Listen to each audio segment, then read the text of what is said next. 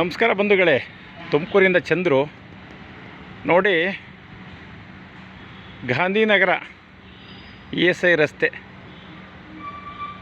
ಇಲ್ಲಿ scent Mary's ಶಾಲೆ ರಸ್ತೆ.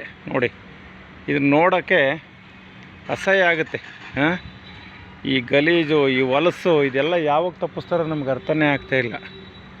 ನೋಡಿ, ಇದು ನೋಡಿ, ಯಾವಾಗ ನೋಡ್ರಿ ಈಗ ಆಗಂತಲ್ಲ, ಯಾವಾಗಲೂ ಇದೇ ಕರ್ಮನೇ. ಇಲ್ಲಿ ಅಧಿಕಾರಿಗಳು ಹಂಗೆ ಇದ್ದಾರೆ, ಈ ಭಾಗದ ಜನನೂ ಹಂಗೆ ಇದ್ದಾರೆ.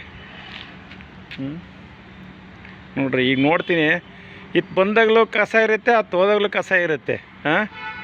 ಇದು ಕಸ ಹೆಂಗೆ ಕ್ಲೀನ್ ಮಾಡ್ತಾರೋ, ಕ್ಲೀನ್ ಮಾಡಲ್ವೋ ಮಹಾನಗರ ಪಾಲಿಕೆ ಗಣ್ಯ ವ್ಯಕ್ತಿಗಳಾಗಿರ್ಬೋದು.